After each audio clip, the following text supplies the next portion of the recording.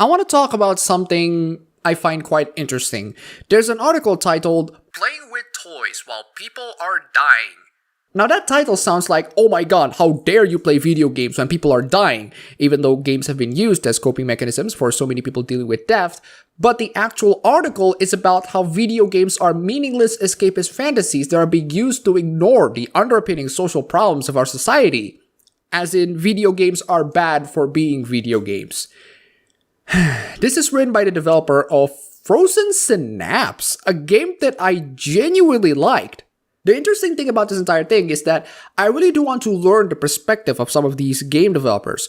Why are they creating some of these video games? And when I say video games, I mean games like Everybody's Gone to the Rapture, an awful game that is nothing but a walking simulator from point A to point B, which is fine, but the narrative is shallow, the story was bland, and the sprint was so slow even a snail would tell you to speed up. Games that are very artsy in presentation, but incredibly lacking in the gameplay front, and massively shallow in narrative content. What I learned from this article is rather interesting. Here are some of the points that I can gather from it. These indie game developers wanted to make these games for a couple of reasons. The first one being that they wanted to challenge the status quo. Parts of the article consist of game developer complaining about how the video game industry is nothing but a simple consumer producer paradigm, a state of video games being seen as nothing but mere economic activities. The developer desperately wanted to have more than just this. They want video games to have more meaning and more confrontational and more artsy and all of that. However, according to these game developers, there's one thing that prevents these meaningful art games to be published within the market, and that is none other than the gamers themselves. The gamers who play these games and trying to maintain the status quo, according to these game developers, are actually hurting the industry more. They're the ones who are still maintaining the archaic paradigm that is simple economics and mindless entertainment. When games can be more meaningful and contain challenging values, why keep video games to this archaic, mindless state where it can grow into something more?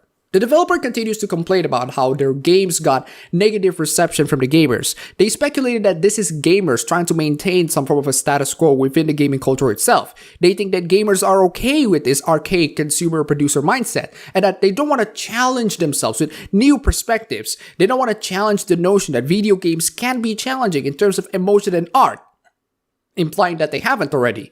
There is a status quo within the gaming culture, and video game developers that want to challenge it are immediately scorned, noting how incredibly defensive gamers are when being challenged by this. It feels like indie dev culture, like the big indie dev culture, is so market-focused. With the Indiepocalypse articles and the Steam sales chart math, it feels more like a tech culture than an arts culture, more interested in optimizing a killer app than making some kind of artistic ground. In that sense, games criticism, at least the kind I write, doesn't really have any place in the industry market structure. I think the paragraph quoted here sums up quite well of what they're trying to say. They're making indie game devs that want to have some form of an artistic ground. They also want to make criticisms that have a place within the game industry. What kind of criticisms that you might ask? Well, the kinds that don't have any place in the industry market structure. In fact, I would argue that these are the kinds that are both irrelevant and damaging into gaming as a whole. Just recently, there's a rather interesting event. It's called the GDC, the Games Developers Conference. The GDC have some really interesting presentations. Teaching students to make socially aware video games. As in, make games more and more about political stuff other than just video games about having fun.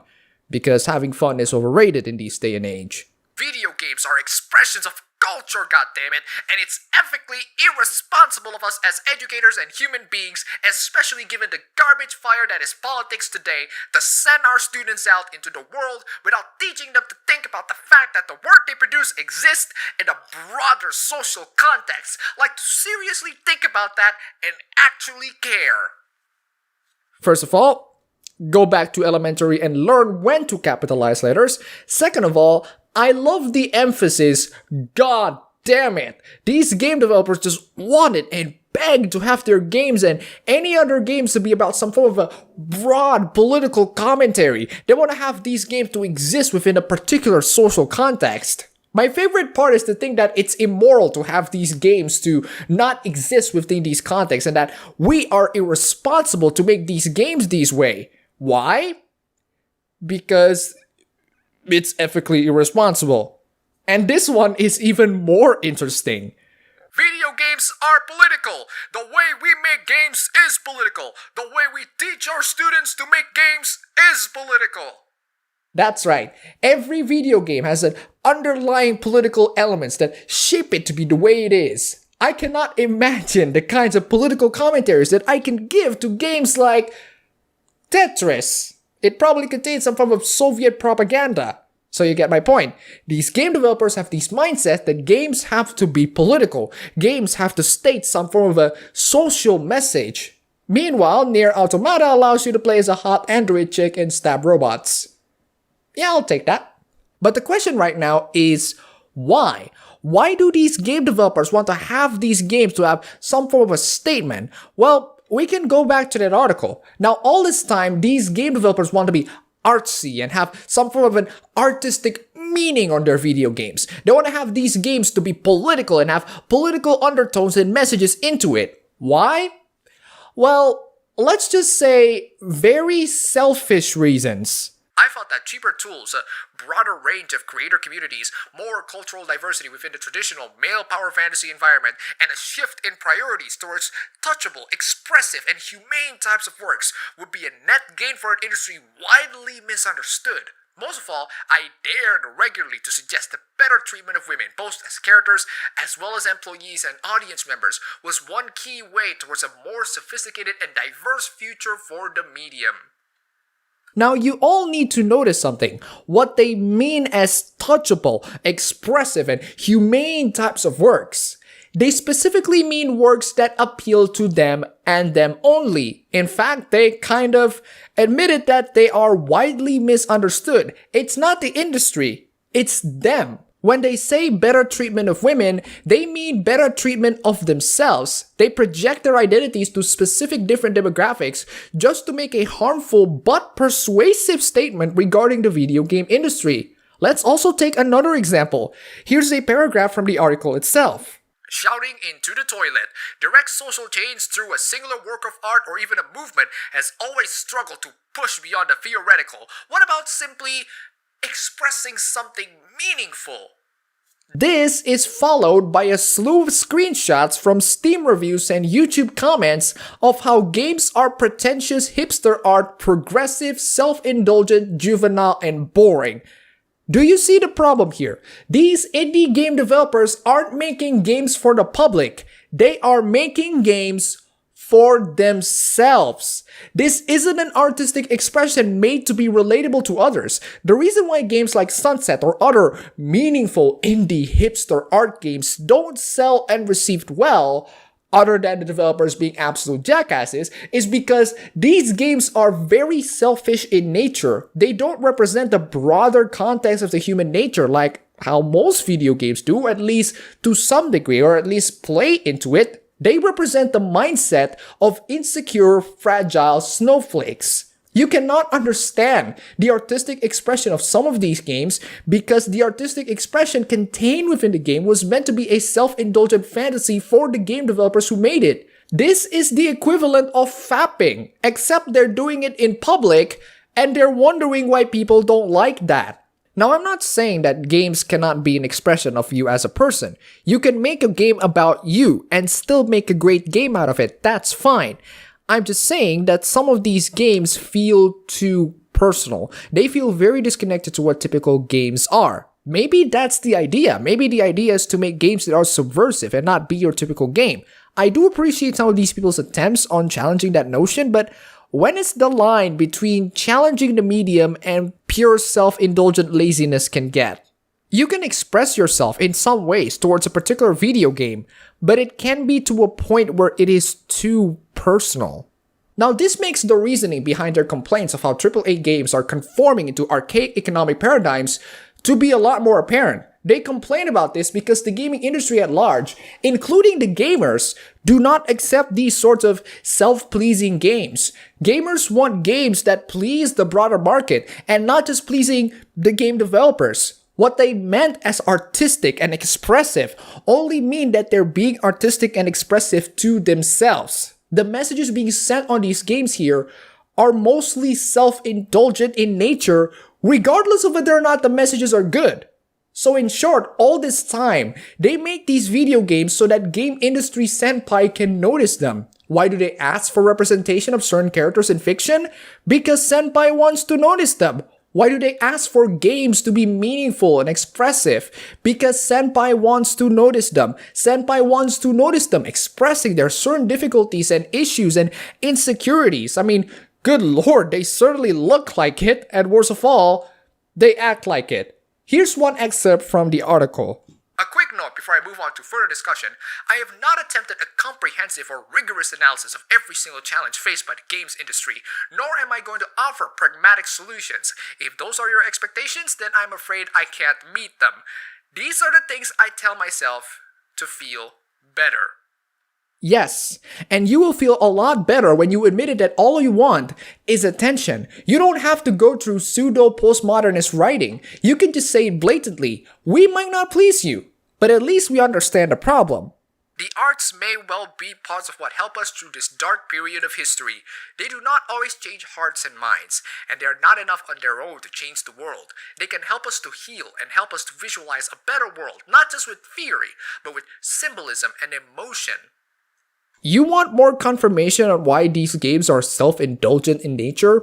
There you go. Some of these indie game developers suffer from some form of an existential crisis, as if their life has no meaning anymore because their games do not resonate well with people and they couldn't figure out why, even though they know the reason why, but they refuse to admit it. And if you want a more self-indulgent fantasy land, let's get back to the GDC, which is nothing but a public fapping session for these people. The GDC is one hell of a gaming event that noticed these people. They noticed them and they let these people just air in their frustrations and splurge their content into the public. Do you know why some of the words there are capitalized? They are angry. They are bitter. They want to find a medium to express themselves some way, somehow. They wanted to be noticed, and this entire event is nothing but backpatting. Teaching students to make games under fascism.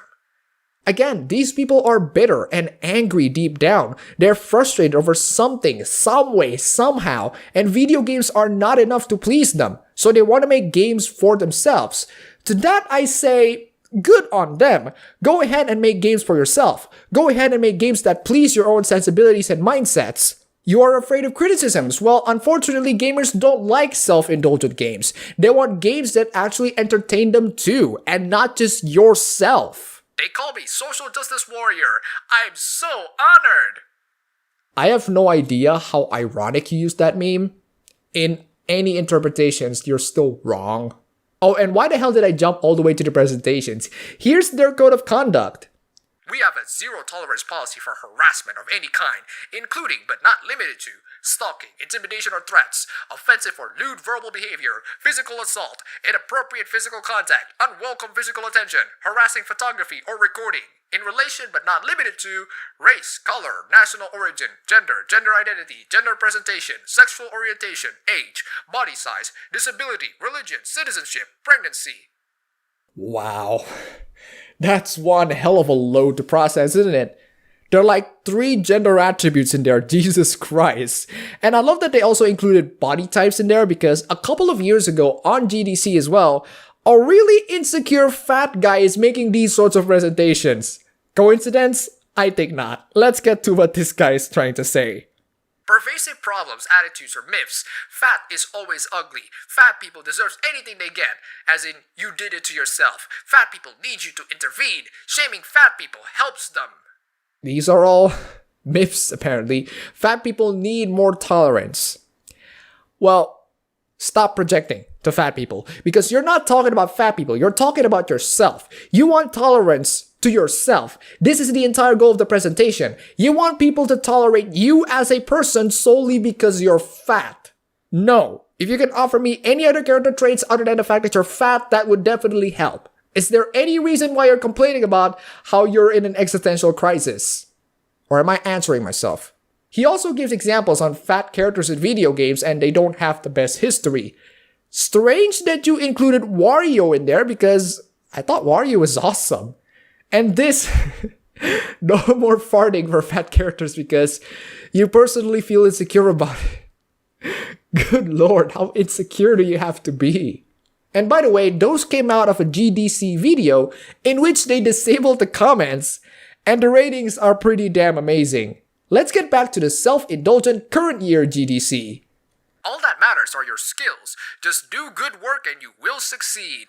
It's not just your skills that matter, but also who you know, where you live, what language you speak, your gender, your skin color, or whether you know about an opportunity in the first place. Focus on the factors you can control, and if you don't succeed, it's not necessarily your fault. Now, if taken on its own, I don't necessarily disagree with the statement, with the exception of some of these identity politics BS, but there's a problem. And that problem, my friend, is the person who said these statements. There's more nuance to this entire statement if you just put it on the perspective of the person who said this. And the person who said this are people who are making indie artsy games that only appeal to them. That identity politics nonsense is there for a reason, because you think that the blame has to go on any of those things. It's not necessarily your fault for having people to scorn at you for jerking off in public. I need to blame it on someone else, because that's exactly what a lot of successful people do. I gotta blame somebody, otherwise it's all my fault. Fuck that. And here's a great one. And white cisgender able-bodied man as the default. And white cisgender able-bodied man as a default. Tetris, Bejeweled, Candy Crush, Angry Birds. There's a reason why you love casual games so much. They don't have a protagonist that can reflect the person you really are. This brings me to this garbage. The gendered pronouns. First of all, they hand out these gender pronouns tag and people are making fun of it, which is understandable because these kinds of requests came from the most entitled people in the existence of mankind. I love that they put Steve Gaynor on there because he's a game developer famous for Gone Home, and that people are choosing to use Steve Gaynor as a pronoun more so than others and walk this entire panel like a joke. Sorry, but this is a joke. This is only open for mockery. And it didn't even stop there. Seriously, why stop there? You have presentations that introduce about gender pronouns. Use non-gendered or female pronouns. Wow, specifically female? That isn't sexist at all. Pick women and marginalized voices in games. Hey, marginalized voiced here? I'm telling you to shut up. Encourage critical readings or playings, e.g. playing against the dominant rhetoric of a game. Why? Because I want to feel rebellious. I want to feel better for myself. Adopt feminist methodologies of teaching, e.g. shifting out of the expert-student hierarchy evident in many classrooms. And you'll end up having this happen to you. What? What in the hell? What happened to you? I got beat up by an apparition of Gloria Steinem. Who are you calling an apparition? These techniques work in all teaching contexts, whether explicitly feminist or not. Oh my god. Oh my god, I don't even... So, what else do I have to say? All of these people among these circle jerks, they seek entitlement. They want entitlement. They want it to be noticed. And in some ways, they're gonna dress up in a way so that people can notice them. They develop video games that are the equivalent of fapping, and they complain when people find them disgusting when they fap in public. Well, I think that's a very apt comparison. Maybe try to stop fapping yourself and try to jerk other people off. I have no idea how I end up saying that. Before we end this video, huge thanks to Toddy Redgrave and Stungun for pledging on Patreon. You guys are fantastic. That's all for the video today. If you like this, you can go ahead, click the like button, and subscribe for more. If you wish, you can support me on Patreon. And thanks for watching.